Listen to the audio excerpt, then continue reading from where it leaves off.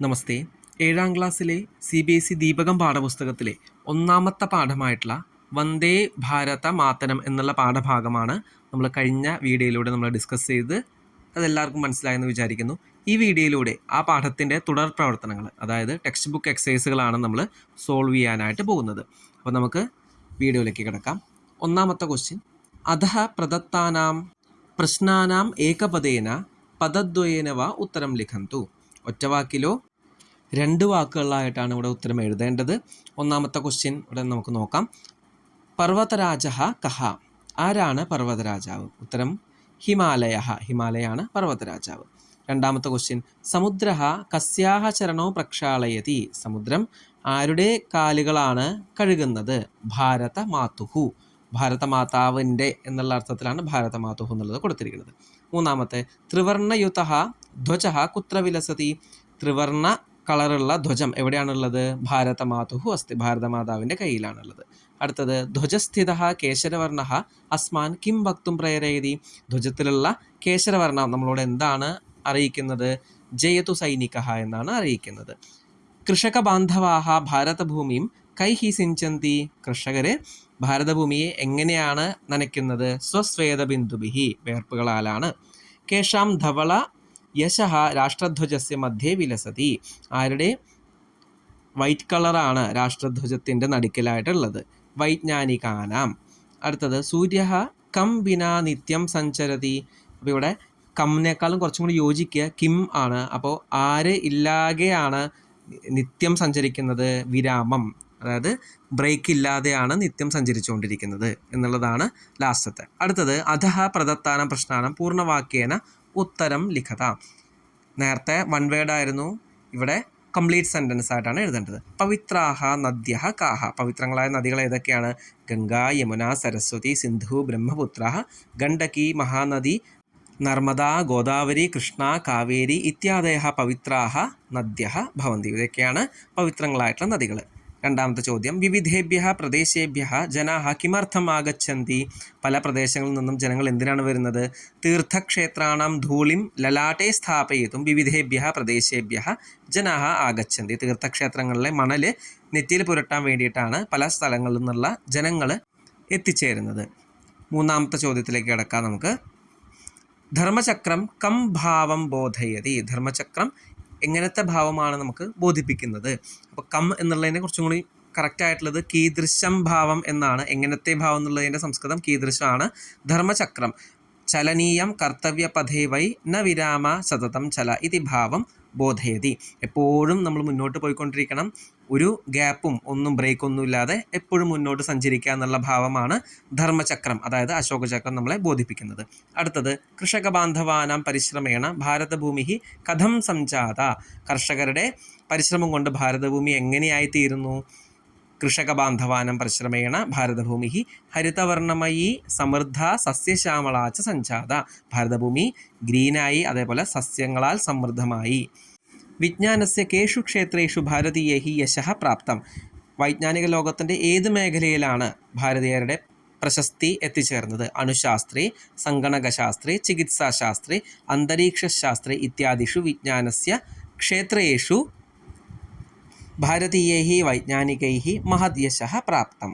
ഭാരതീയരായിട്ടുള്ള വൈജ്ഞാനികർ നല്ല ഫേമസ് ആയി തീർന്നു എന്നാണ് പറയുന്നത്. അടുത്ത ക്വസ്റ്റ്യനിലേക്ക് കിടക്കാം. അന്തേ സർവേ കിം ഗീതം ഗായന്തി?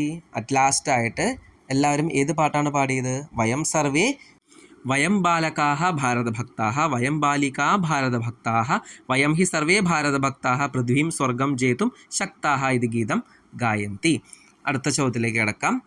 മൂന്നാമത്തെ: രേഖാങ്കിതാനി പദാനി ആശ്രിത്യ ഉദാഹരണാനുസാരം പ്രശ്നനിർമ്മാണം കുർവന്തു. ക്വസ്റ്റ്യൻ വേർഡാണ്. നമ്മൾ 6th ക്ലാസ്സിൽ ഇതേപോലത്തെ ക്വസ്റ്റ്യൻസ് ഒക്കെ ചെയ്തിട്ടുണ്ട്. അസ്മാകം വത്സല ഭാരതമാത. അപ്പോൾ അസ്മാകം എന്നുള്ളതിൻ്റെ ക്വസ്റ്റ്യൻ വേർഡ് ഏതാണ്? കേഷാം വത്സല ഭാരതമാത? ആരുടെ വത്സലയായിട്ടുള്ളതാണ് ഭാരതമാതാവ് എന്നുള്ളതാണ് ക്വസ്റ്റ്യൻ വേർഡായിട്ട് ചോദിക്കേണ്ടത്. First one: സമുദ്രഃ ഭാരതമാതുഹു ചരണൗ പ്രക്ഷാളയതി? സമുദ്രഃ ഭാരതമാതാവിൻ്റെ കാലുകൾ കഴുകുന്നു. അപ്പോൾ ആരുടെ കാലുകളിലാണ് എന്നുള്ളത് ചോദിക്കുമ്പോൾ സംസ്കൃതത്തിൽ എങ്ങനെയാണ്? കസ്യാഹ. കാരണം എന്താ? ഭാരതമാതാ എന്നുള്ളത് സ്ത്രീലിംഗമായതുകൊണ്ട് കസ്യാഹ, ആരുടെ എന്നുള്ള അർത്ഥമാണ് വരുന്ന. കസ്യാഹ എന്നുള്ള വേർഡാണ് ഉപയോഗിക്കേണ്ടത്. മൂന്നാമത്തെ ജനാഹ തീർത്ഥക്ഷേത്രാണാം ധൂളിം ലലാടെ സ്ഥാപയന്തി. ജനങ്ങൾ തീർത്ഥക്ഷേത്രത്തിലെ മണൽത്തരികൾ ലലാടെ നെറ്റിയിൽ സ്ഥാപിക്കുന്നു. അപ്പോൾ എവിടെ സ്ഥാപിക്കുന്നു എന്ന് ചോദിക്കുമ്പോൾ കുത്ര സ്ഥാപയന്തി, കുത്ര എന്നുള്ളത് വേർ, എവിടെ എന്നുള്ളതാണ് അർത്ഥം. അടുത്തത് വീരാഹ ഭാരതമാതുഹു സർവദാ സേവാം കൃതവന്തഃ. വീരന്മാർ ഭാരതമാതാവിനെ എല്ലായ്പ്പോഴും സേവിച്ചുകൊണ്ടേയിരുന്നു എന്നുള്ളതാണ് സെൻറ്റൻസിൻ്റെ അർത്ഥം. അപ്പോൾ ആര് സേവിച്ചിരുന്നു എന്നുള്ള അർത്ഥത്തിൽ ചോദിക്കുമ്പോൾ സംസ്കൃതത്തിൽ എങ്ങനെയാണ് വരിക?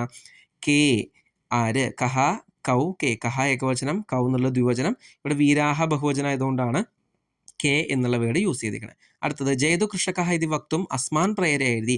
ജയതു കൃഷക എന്ന് പറയാനായിട്ട് നമ്മളെ പ്രേരിപ്പിക്കുന്നു. അപ്പോൾ ആരെ പ്രേരിപ്പിക്കുന്നു എന്ന് ചോദിക്കണമെങ്കിൽ കാൻ പ്രേരേതി എന്നാണ് എഴുതേണ്ടത്.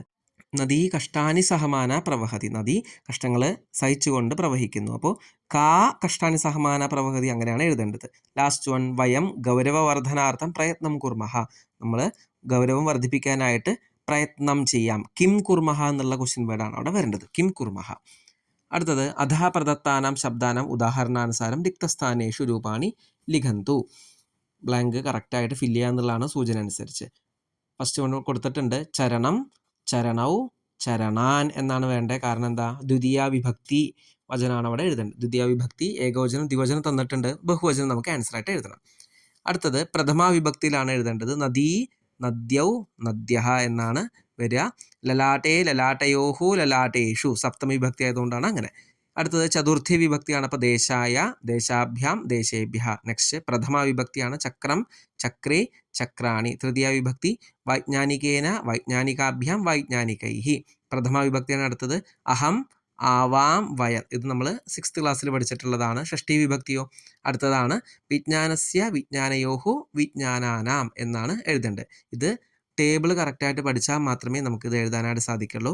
അകാരാന്ത, ഈകാരാന്ത, അതേപോലെ നപുംസകലിംഗ ശബ്ദങ്ങളൊക്കെ അസ്മശബ്ദം, യുഷ്മശബ്ദമൊക്കെ പഠിച്ചാലേ നമുക്കിത് കറക്റ്റായിട്ട് എഴുതാനായിട്ട് സാധിക്കുള്ളൂ. ഇനി അടുത്ത ക്വസ്റ്റ്യനിലേക്ക് നമുക്ക് കിടക്കാം.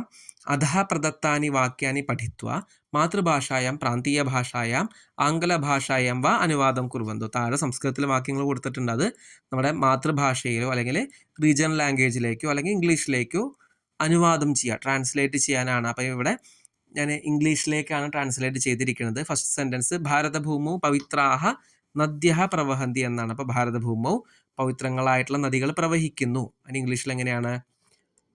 Holy rivers flow across the land of India എന്നാണ് ഇംഗ്ലീഷിൽ. അടുത്ത സെൻറ്റൻസ് ഭാരതസ്യ മസ്തകി ഹിമാലയ മുക്കട്ടുരൂപേണ ശോഭതേ. ഭാരതത്തിൻ്റെ തലയിലെ ഹിമാലയം ഒരു കിരീടത്തെ പോലെ തിളങ്ങുന്നു എന്നുള്ളതാണ് മലയാളത്തിലെ സെൻറ്റൻസിൻ്റെ അർത്ഥം വരുന്നത്. ഇനി ഇംഗ്ലീഷിൽ എങ്ങനെയാണ്? The Himalayas stand like A crown on India's head, ഇന്ത്യയുടെ ഹെഡിൽ. മൂന്നാമത്തെ സെൻറ്റൻസ് ഭാരതഭൂമൗ ശ്രേഷ്ഠാഹ പർവ്വതാഹ വിരാജന്തി. ഭാരതഭൂമിയിൽ ശ്രേഷ്ഠങ്ങളായിട്ടുള്ള ഒരുപാട് പർവ്വതങ്ങളുണ്ട്. There are finest mountains in the land of India എന്നാണ് ഇംഗ്ലീഷിൽ. അടുത്തത് രാഷ്ട്രധ്വജേ കേശരഃ ശ്വേത ഹരിത ച വർണ്ണാഹ സന്തി. അപ്പോൾ രാഷ്ട്രധ്വജത്തിൽ കേശര, ഹരിത, ശ്വേതവർണ്ണങ്ങളുണ്ട് എന്നാണ്. The colours of national flag are saffron, white and green എന്ന് നമുക്ക് എഴുതാം. അടുത്തത് വയം ഭാരതേ ജന്മപ്രാപ്തവന്ത. നമ്മൾ ഭാരതത്തിൽ ജനിച്ചു, ജന്മം കിട്ടി, ലഭിച്ചു. We were born in the India എന്നാണ് നമുക്ക് എഴുതാൻ സാധിക്കുക. ഇതേപോലെ തന്നെ എഴുതണമെന്നില്ല, ഏകദേശം ആ ഒരു ഇംഗ്ലീഷിലേക്ക് മീനിങ് എത്തിച്ചേർന്നാൽ മാത്രം മതി. അത് മാത്രമേ ശ്രദ്ധിക്കേണ്ടൂ. അടുത്തത് അധഃ പ്രദത്താനാം ശബ്ദാനാം ഉദാഹരണാനുസാരം വിഭക്തിയും വചനം ച ലിഖന്തു. നേരത്തെ ഓൾറെഡി നമുക്ക് ഹിന്ദിയിൽ വിഭക്തി തന്നിരുന്നു. ഇവിടെ നമുക്ക് വിഭക്തി ഏതാണ്, വചനം ഏതാണെന്ന് എഴുതണം. ഭാരതമാത പ്രഥമാ വിഭക്തിയാണ്, ഏകവചനമാണ്. നദ്യഃ പ്രഥമാ വിഭക്തിയാണ്, ബഹുവചനമാണ്. ലലാട്ടെ എന്ന് പറയുമ്പോൾ നെറ്റിയിൽ സപ്തമി വിഭക്തിയാണ്, ഏകവചനമാണ് വരുന്നത്. തീർത്ഥക്ഷേത്രാണാം, തീർത്ഥക്ഷേത്രങ്ങളുടെ എന്നുള്ള അർത്ഥം വരണമെങ്കിൽ ഷഷ്ഠി വിഭക്തിയാണ്, ബഹുവചനമാണ് വരിക. അടുത്തത് ദേശസ്യ എന്നുള്ള വാക്ക്, ദേശത്തിൻ്റെ എന്നുള്ള അർത്ഥമാണ് ദേശസ്യ എന്നുള്ളതിൻ്റെ അർത്ഥമായിട്ട് വരുന്നത്. ഷഷ്ഠി വിഭക്തിയാണ്, ഏകവചനമാണ്. ബലിദാനം, ബലിദാനം എന്ന് പറയുമ്പോൾ അത് ദ്വിതീയ വിഭക്തിയാണ്, ഏകവചനമാണ് വരുന്നത്. കൃഷി വല ബാന്ധവാഹ, കൃഷി വല ബാന്ധവാഹ എന്ന് പറയുമ്പോൾ പ്രഥമാ വിഭക്തിയാണ്, അത് ബഹുവചനമായിട്ടാണ് വരിക. അസ്മാൻ ഞങ്ങളെ എന്നുള്ള അർത്ഥം വരുമ്പോൾ ദ്വിതീയ വിഭക്തിയാണ്, ബഹുവചനമാണ്. ക്ഷേത്രേഷു എന്ന് പറയുമ്പോൾ പാടങ്ങളിൽ, അപ്പോൾ സപ്തമ വിഭക്തിയാണ്, ബഹുവചനമാണ്. ക്ഷേത്രേ, ക്ഷേത്രയോഹു, ക്ഷേത്രേഷു എന്നാണ് വരിക. ക്ഷേത്രേ എന്ന് പറയുമ്പോൾ അത് ഏകവചനമാണ്, ക്ഷേത്രേഷു എന്ന് പറയുമ്പോൾ അത് ബഹുവചനമായിട്ടാണ് വരിക. അപ്പോൾ ഈ ഒരു ക്വസ്റ്റ്യൻ നമ്മൾ കംപ്ലീറ്റ് ആക്കി. ഇനി അടുത്ത ക്വസ്റ്റ്യൻ എന്ന് പറയുന്നത് പാഠേ പ്രയുക്താനെ ക്രിയാപദാനി റിക്തസ്ഥാനേഷു ലിഖന്തു. ക്രിയാപദങ്ങൾ ടെക്സ്റ്റ് ബുക്കിലെ നമ്മൾ ഈ പാഠത്തിലെ ക്രിയാപദങ്ങൾ കറക്റ്റായിട്ട് എടുത്തെഴുതാനാണ്. ഞാനിവിടെ പാഠത്തിലെ ക്രിയാപദങ്ങൾ കറക്റ്റായിട്ട് മാർക്ക് ചെയ്തിട്ടുണ്ട്, ഹൈലൈറ്റ് ചെയ്തിട്ടുണ്ട്. ആ ഹൈലൈറ്റ് ചെയ്ത ക്രിയാപദങ്ങൾ നിങ്ങൾ ടെക്സ്റ്റിലേക്ക് കറക്റ്റായിട്ട് കോപ്പി ചെയ്യാം. അപ്പോൾ ഇവിടെ ഹൈലൈറ്റ് ചെയ്ത് മാത്രം വായിക്കുന്നുണ്ട്. ശോഭത്തെ, പ്രക്ഷാളയതി, വിരാജന്തെ, പ്രവഹന്തി, സുശോഭന്തെ, ആഗച്ഛന്തി. ഇതൊക്കെ ക്രിയാപദങ്ങളാണ്. വിലസതി, ശോഭത്തെ ഓൾറെഡി എഴുതിയെന്ന് തോന്നുന്നു, അതാണ് റിപ്പീറ്റേഷൻ വന്നിട്ടുണ്ടെങ്കിൽ എഴുതേണ്ട ആവശ്യമില്ല. വിരാജതെ, അസ്തി, കൃതവന്തഃ, അർപ്പിതവന്തഃ, സൂചയതി, സിഞ്ചന്തി. ഇതൊക്കെ നമ്മുടെ ക്രിയാപദങ്ങളാണ്. ഇനിയുണ്ട് പരിപോഷയതി എന്നുള്ള വാക്ക് ക്രിയാപദമാണ്. പിന്നെ ബോധയതി, പ്രയച്ഛതി, പ്രവഹതി, സഞ്ചരതി, കുർമഹ, പ്രാപ്തവന്തഃ, ഗായാമഹ. അപ്പോൾ ഒരുപാട് ക്രിയാപദങ്ങൾ നമുക്ക് ഇതിൽ തന്നെ കൊടുത്തിട്ടുണ്ട്. അത് കറക്റ്റായിട്ട് എടുത്ത് എഴുതുക എന്നുള്ളതാണ്. ബ്ലാങ്ക് കംപ്ലീറ്റ് ചെയ്താൽ മാത്രം മതി. അതുകൂടാതെ ഏതൊക്കെയാണ് ക്രിയാപദം എന്നുള്ളതും മനസ്സിലാക്കാനായിട്ട് സാധിക്കണം. അതും ഇതിലൂടെ നമുക്ക് പഠിക്കേണ്ടതാണ്. ലാസ്റ്റ് ക്വസ്റ്റ്യനാണ് ഈ ചാപ്റ്ററിലെ. അധഃ പ്രദത്താനം ക്രിയാപദാനം ത്രിഷു പുരുഷേഷു ത്രിഷു വചനേഷു ച ലട്ട് ലകാരസ്യ രൂപാണി ലിഖന്തു. 3 പുരുഷങ്ങളിലും 3 വചനങ്ങളിലും കംപ്ലീറ്റ് ചെയ്യാനാണ്. ഓൾറെഡി ലാസ്റ്റ് ഇയർ പഠിച്ചതാണ്. ഭവതി, ഭവതഃ, ഭവന്തി, ഭവസി, ഭവതഃ, ഭവഥ, ഭവാമി, ഭവാവഹ, ഭവാമഹ. അടുത്തത് അസ്തി, സ്തഃ, സന്തി, അസി, സ്ഥഃ, സ്ത, അസ്മി, സ്വഃ, സ്മഃ. ഇച്ഛതി, ഇച്ഛതഃ, ഇച്ഛന്തി, ഇച്ഛസി, ഇച്ഛതഃ, ഇച്ഛഥ, ഇച്ഛാമി, ഇച്ഛാവഹ, ഇച്ഛാമഹ. ആഗച്ഛതി, ആഗച്ഛതഃ, ആഗച്ഛന്തി, ആഗച്ഛസി, ആഗച്ഛതഃ, ആഗച്ഛഥ, ആഗച്ഛാമി, ആഗച്ഛാവഹ, ആഗച്ഛാമഹ.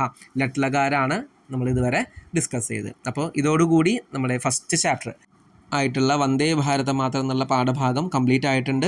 ഇതിൻ്റെ ശേഷം നോക്കുമ്പോൾ വന്ദേ മാതരം നമുക്ക് കംപ്ലീറ്റ് ആയിട്ട് സംസ്കൃതത്തിൽ ഇവിടെ കൊടുത്തിട്ടുണ്ട്. അതൊന്ന് ജസ്റ്റ് വായിച്ച് നോക്കുക. നമ്മൾ കംപ്ലീറ്റ് വന്ദേ മാതരം നമ്മൾ ചൊല്ലാറില്ല, സാധാരണ പകുതി വരെയുള്ള ഭാഗങ്ങൾ മാത്രമേ എടുക്കാറുള്ളൂ. ഫസ്റ്റ് ലെസൺ നിങ്ങൾക്ക് മനസ്സിലായെന്ന് വിചാരിക്കുന്നു. എന്തെങ്കിലും സംശയങ്ങൾ ഈ ഭാഗത്തു നിന്ന് ഉണ്ടാവുകയാണെങ്കിൽ കമൻ്റായിട്ട് ചോദിക്കുക. ധന്യവാദാഹ.